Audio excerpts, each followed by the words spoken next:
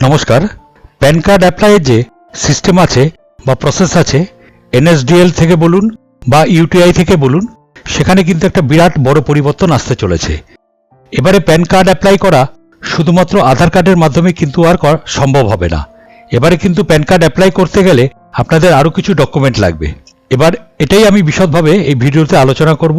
তাই জন্য একটু অনুরোধ, ভিডিওটি অবশ্যই শুরু থেকে শেষ অবধি দেখবেন। চ্যানেলে যদি নতুন হয়ে থাকেন তাহলে অবশ্যই চ্যানেলটিকে সাবস্ক্রাইব করে পাশে রাখা বেল আইকনটি প্রেস করে নোটিফিকেশন অন করে রাখবেন আর সবার সঙ্গে ভিডিওটি শেয়ার করবেন। তো চলুন শুরু করি। তো 1 এপ্রিল 2026 থেকে প্যান কার্ড আবেদনে বড় পরিবর্তন আসছে। শুধুমাত্র আধার কার্ডের ওপর ভিত্তি করে নতুন প্যান কার্ড পাওয়া কঠিন হতে পারে। আধার ছাড়া অতিরিক্ত নথির প্রয়োজন হতে পারে।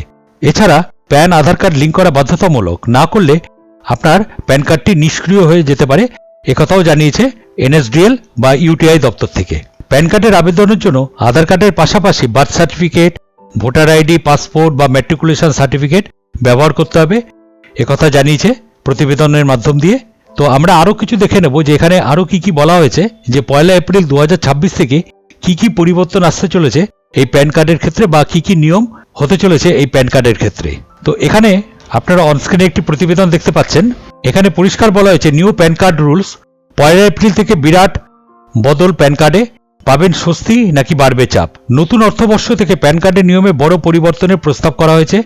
এই প্রস্তাব অনুযায়ী 20 লক্ষ টাকার কম মূল্যের বাড়ি বা জমি কেনাবেচার ক্ষেত্রে প্যান কার্ড বাধ্যতামূলক নাও থাকতে পারে। 1 এপ্রিল থেকে শুরু হচ্ছে নতুন অর্থবর্ষ আর তার সঙ্গে কার্যকর হতে চলেছে নতুন নিয়ম। এবার বড় পরিবর্তন আসছে প্যান কার্ডে, যার দ্বারা উপকৃত হতে চলেছেন সাধারণ মানুষ। জেনে নিন কি বদল আসছে প্যান কার্ডে। প্রস্তাবিত নিয়ম অনুসারে 1 এপ্রিল থেকে কম দামে বাড়ি বা জমি কেনাবেচার ক্ষেত্রে প্যান কার্ড বাধ্যতামূলক নাও হতে পারে।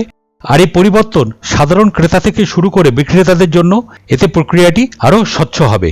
এছাড়াও এই নিয়ম কার্যকর হলে বিশেষ করে ছোট শহর বা গ্রামীণ এলাকার মানুষরাই বেশি পরিমাণে উপকৃত হবেন, কারণ কম দামে বাড়ি বা জমি কেনাবেচা সেক্ষেত্রে অনেক সহজ হয়ে যাবে।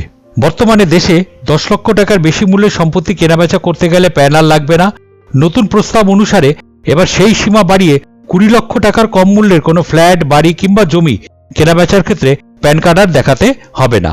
এই নিয়ম কার্যকর হলে বিশেষ করে ছোট শহর বা গ্রামীণ এলাকার মানুষরাই বেশি পরিমাণে উপকৃত। কম দামে বাড়ি বা জমি কেনা এবার সহজ হবে। শহর বা গ্রামীণ এলাকার মানুষরাই বেশি পরিমাণে উপকৃত হবেন।